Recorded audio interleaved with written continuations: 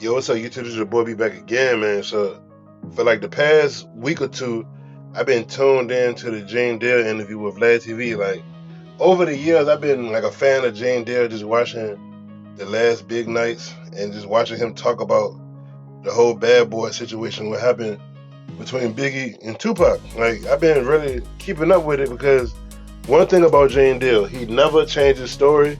If you've been following him, because I love like rap history. That's how I watch the Drink Champs and stuff like that. I just love hearing about stories, like just rap history.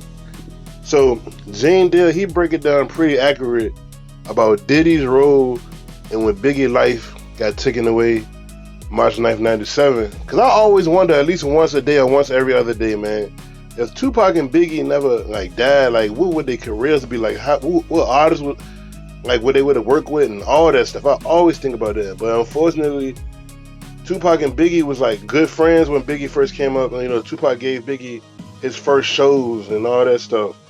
But one thing led to another. You know, Tupac got in a situation in Quad Studios where he blamed Bad Boy and Biggie, and then from there happened, Tupac went with Suge Knight, and we all know what happened with Tupac. So because Tupac passed away, this was in September of 96. So this was the height of the East Coast West Coast beef. You know, Jane Dale, he was doing security for Puff Daddy. And at the time, you know, Biggie was all messed up. Biggie was all messed up when he found out Tupac actually lost his life. Because, of course, Tupac got shot before, so everybody thought, oh, he gonna make it again. So when he really lost his life, Biggie was all messed up. Like, Jane Dale said that same night when Tupac passed away, Biggie and Lil Caesar was in the car. Biggie got all smoked up, so he couldn't drive, or he wasn't thinking straight. It was one or the other. So because he wasn't thinking straight, he got Lil Caesar to drive.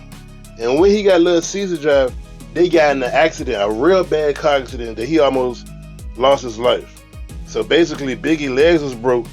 So that night that Biggie lost his life, he was at the party, and Jane Dale even said the whole time they was in LA, the last week of Biggie life, the whole time they was in LA, Biggie ain't go to no parties, he ain't do nothing. He was in the studio working on Puffy last album, because Biggie album was done, Life After Death. He was working on Puffy last album, and Jane Dale was basically saying the night of Biggie's murder, when a party got shut down because it was over capacity. And Biggie, he was sitting down the whole night. He couldn't move around because his legs was broke. When the party was letting out, Diddy was doing all that back and forth, trying to do so much. And Jane Dale was like, Puff never moved like this. Why is Puff moving like this? And at the same time, the car that allegedly fired shots at Biggie was sitting across the street the whole night. Jane Dale said Puffy actually went to the car. He don't know what they said, but he went to that car. And when he came back, he was outside just looking all, you know, back and forth, trying to check out the scene. And Jane Dale was like, yo, Puffy never act like that. Like, what's going on with Puffy? He never act like that.